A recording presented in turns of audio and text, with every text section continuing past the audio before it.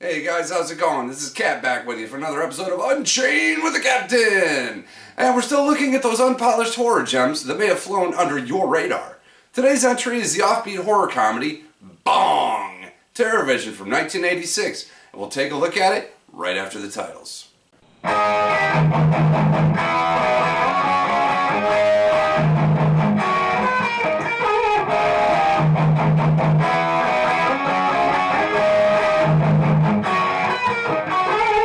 TerrorVision tells the tale of a quirky 80s family that gets a new satellite dish. The dish inadvertently downloads a monster, called the Hungry Beast, from another planet. The monster then starts ingesting the family members one by one. The youngest kid, with the unfortunate name Sherman Putterman, tries to warn his family, but to no avail. Things go sideways quickly and the body count rises. This film is very meta and self-aware. It knows exactly what it is, and it definitely gets points for that. There's a few throwaway lines in there, like Sherman being too neurotic to be an actor, and Stanley saying something sounds like a bad B-horror movie. It's chock full of self-referential stuff like this. This film is 80s-tastic. You don't even need to look at the release date to tell you that. It's like the 80s threw up on this movie and then raped it repeatedly. There's lots of character actors in this one. You've got Diane Franklin, who plays the daughter Susie. You may remember her from Bill and Ted's Excellent Adventure and Better Off Dead. You've also got Mary Warnoff as Raquel, who was in Chopping Mall and Night of the Comet. John Grease, who plays the over-the-top metalhead O.D., also played Napoleon's Uncle Rico from Napoleon Dynamite.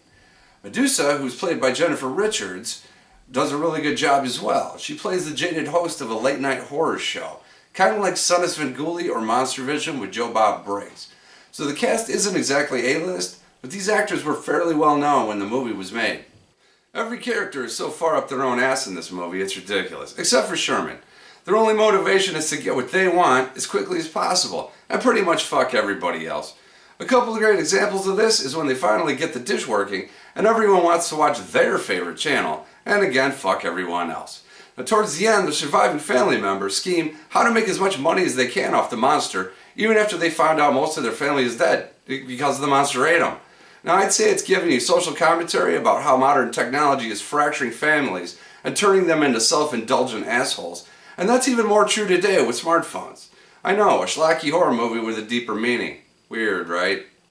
I'm not sure if they shot this in an actual house or if they were just using backdrops, but the sets are really fantastic. The movie is shot inside the house for the most part, with a couple of scenes outside. It helps a lot with the overall atmosphere. Now, the Fallout Shelter is particularly badass in my opinion. I wish I had one of those when I was a kid. Now, I gotta talk about the title track real quick, simply titled TerrorVision by the Fibonaccis.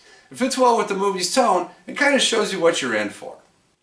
Now, I did check Amazon and TerrorVision is available on Blu-ray.